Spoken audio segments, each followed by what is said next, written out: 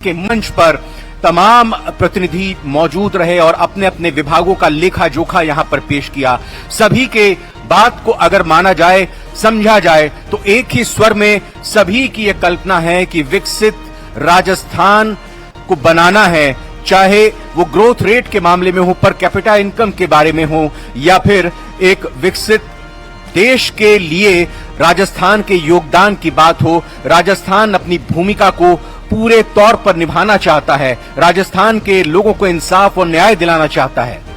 और जिस पल का आप इंतजार कर रहे थे, बस वो घड़ी आ ही गई है, क्योंकि हम सभी जानते हैं कि सेशन के लिए आप सभी बेहद बेसब्र हैं कि जो राजस्थान सरकार के मुखिया हैं वो आपके सामने हो और सरकार के विजन को, सरकार के रोड मैप को अपने शब्दों के जरिए आपके सामने रखे। तो बस तालियों की गड़गड़ाहट के साथ स्वागत कीजिए, क्योंकि अब आ रहे हैं हमारे बीच में बेहद खास मेहमान। बिल्कुल जोरदार तालियों के साथ स्वागत किया जाए प्रदेश के यशस्वी मुख्यमंत्री श्री भजन लाल शर्मा जी का।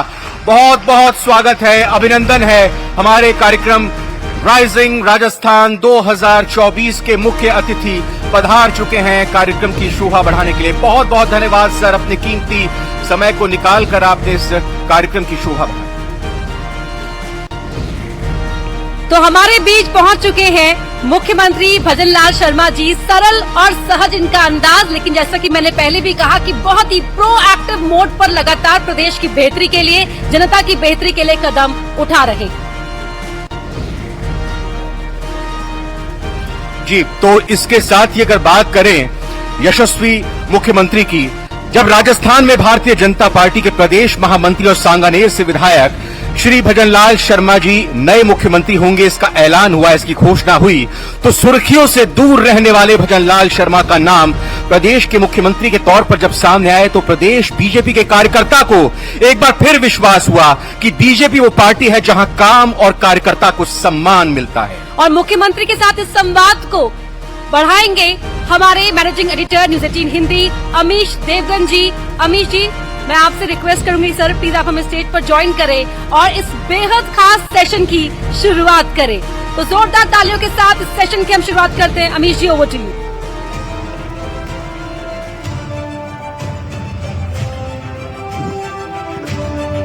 Thank you so much Ravindra Aparna.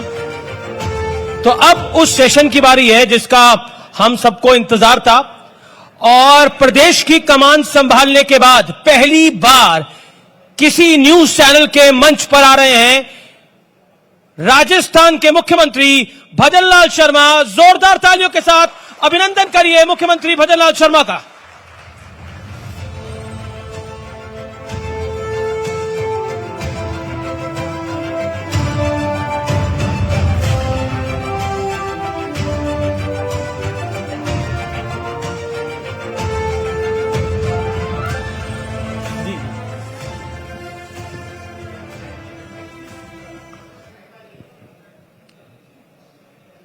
भजन लाल शर्मा जी, आपका अभिनंदन है न्यूज 18 के मंच पर।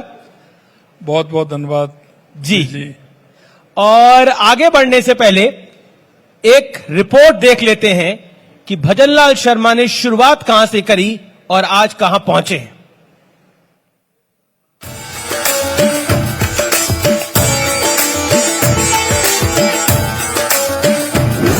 काम करने वालों को अपने बारे में बोलने की जरूरत नहीं होती, तभी बीजेपी ने समर्पण का सम्मान करते हुए 15 दिसंबर 2023 को एक ऊर्जावान को सूबे की कमान सौंपी।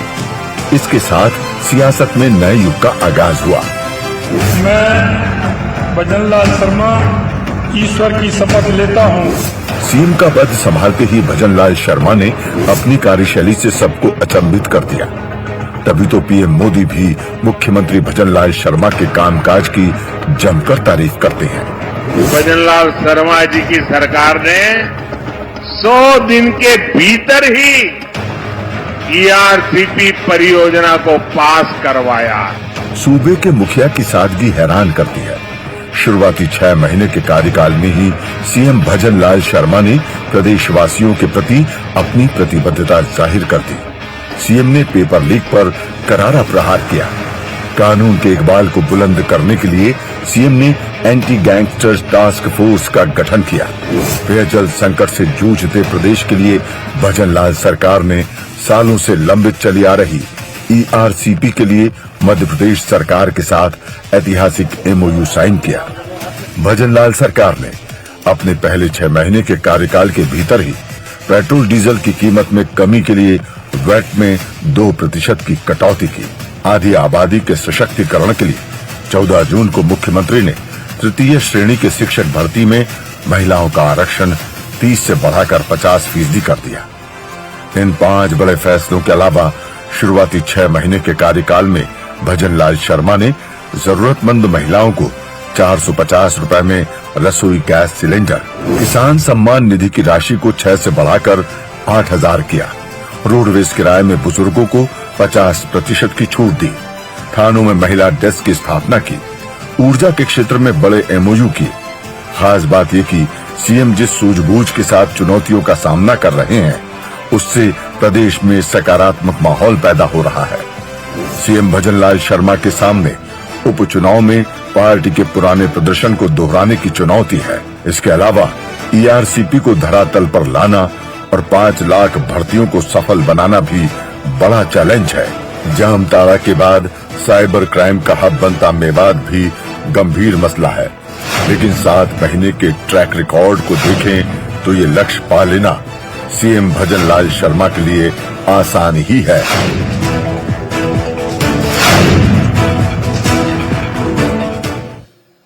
तो भजनलाल जी, आपका अभिनंदन है न्यूज 18 के इस बड़े मंच पर।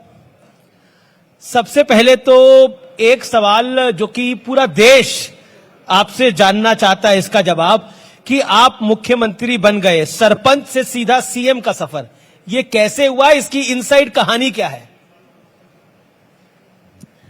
सबसे पहले तो मैं आप सभी को और विशेषकर आपको मैं धन्यवाद देना चाहता हूं कि आज आपने न्यूज 18 के माध्यम से मेरे से कुछ जानकारी और कुछ विषय आप मेरे द्वारा ले रहे हैं। इसके लिए मैं धन्यवाद देना चाहता हूं। आपने कहा कि सरपंच से लेकर के मुख्यमंत्री तक, अमित जी, मैं एक छोटे से गांव से आता हूं जी, और एक किसान परिवार से आता हूं।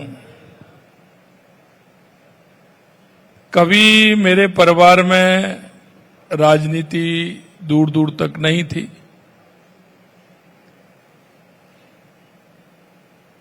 थी तो वो लोकल लेवल पर ही, जो आप देखते हैं ग्रामीण क्षेत्र की होती है, तो उतने तक ही सीमित थे जी।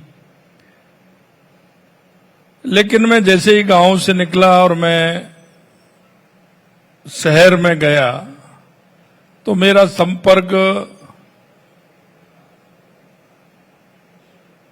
विद्यार्थी परिषद में हुआ, वो संघ के माध्यम से हुआ। और विद्यार्थी परिषद में जो संस्कार मिले, जो मुझे कुछ सीखने को मिला,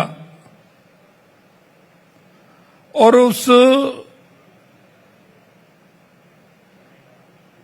को देखते हुए मेरे मन में कल्पना, क्योंकि आदमी जब काम करता है और यूथ होता है तो उसके मन में कई कल्पनाएं होती हैं। एक था कि जनता के बीच में रह करके उनकी किस तरह की समस्या हैं,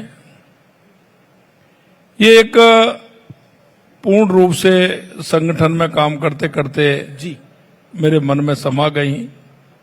और ऐसे कई काम मैं बताना तो बड़ा वो रहेगा, लेकिन मैं जब विद्यार्थी परिषद में था तो कई काम इस तरह के गांव के क्षेत्र में मैंने किए। और जब मैं पढ़ाई पूरी करके जब मैं गया तो मैं राजनीतिक क्षेत्र में युवा मोर्चे के मंडल अध्यक्ष के रूप में मैंने मेरी राजनीतिक जीवन की शुरुआत की जी। मैं जब सरपंच बना था तो युवा मोर्चे का मैं जिला अध्यक्ष था। और उस समय मेरे को गांव के लोगों ने सबने मिलकर के 2000 में मेरे को सरपंच बनाया।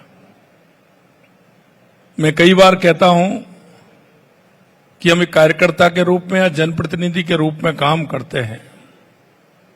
काम करते वक्त हमें यह ध्यान रखना है कि जनता से जो हमने वायदा किया है, जनता की जो हमसे अपेक्षा है जी, उसे पूरा करने के लिए हमें पूरी कोशिश नहीं, उसे कराना चाहिए। मैं सरपंच था, लेकिन मैं गांव में मैं देखता था जी, कई मेरे बुजुर्ग माता बहनें, क्योंकि गांव में तो कई प्रकार की दिक्कत थी, तो आंखें बनवाने की बड़ी प्रॉब्लम होती थी, तो कई कैंप लगाते थी, संस्थाएं लगाती थी। तो मेरे मन में एक प्रश्न आया, क्यों ना मैं ग्राम पंचायत से आंखों का कैंप लगवाऊं और इन बुजुर्गों को, जिससे कि मेरा कुछ सहयोग मिल सके।